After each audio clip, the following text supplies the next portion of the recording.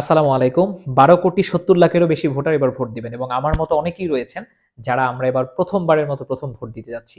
এবং এজন্য আমরা অনেক এক্সাইটেড যেমনিভাবে, ঠিক তেমনিভাবে অনেকে সংশয় আছি, চিন্তিত রয়েছি যে আমি যে ভোট দিতে যাব, ভোট কক্ষের মধ্যে কারা রয়েছে, সেখানে কিভাবে ভোট কার্যক্রম সম্পন্ন হবে। আমরা আজকে জানবো যে একটি ভোট কেন্দ্রের মধ্যে কোন ব্যক্তিবর্গরা থাকেন ভোটটিকে সুষ্ঠুভাবে সম্পন্ন করার জন্য। পুরো কেন্দ্রের দায়িত্ব পালন করার জন্য প্রিজাইডিং অফিসার থাকেন এবং তার সাথে সহকারী প্রিজাইডিং অফিসারের একটি টিম থাকেন। এবং প্রত্যেকটি ভোট কেন্দ্রে যে ভিন্ন কক্ষ রয়েছে, প্রত্যেকটি কক্ষের মধ্যে ২ জন করে পোলিং অফিসার থাকেন ভোটার শনাক্ত করার জন্য এবং একজন সহকারী প্রিজাইডিং অফিসার থাকেন।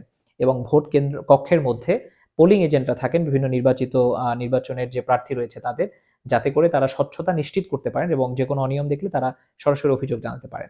এছাড়াও কিন্তু ইন্টারন্যাশনাল এবং ন্যাশনাল যে পর্যবেক্ষক রয়েছেন তারাও থাকেন নির্বাচনকে সঠিকভাবে পর্যবেক্ষণ করার জন্য। সাংবাদিকরাও থাকেন যাতে করে নির্বাচনটি আরো সুষ্ঠুভাবে সম্পন্ন করা যায়। এছাড়াও নিরাপত্তা প্রদানের জন্য পুলিশ, আনসার বাহিনীর সদস্য এবং বিজিবির আর্মি থেকে শুরু করে আরো ভিন্ন বাহিনীর সদস্যরা থাকেন যাতে করে নির্বাচনটি সঠিকভাবে সম্পন্ন করা যায়। তাই আমরা এত বেশি চিন্তা না করে চলুন আমাদের জীবনের প্রথম ভোটটি দিয়ে আসি এবং দেশটাকে সামনের দিকে এগিয়ে নিয়ে যাওয়ার জন্য আমরা আমাদের ভোটের যে অধিকার রয়েছে সেটি চর্চা করি। ধন্যবাদ।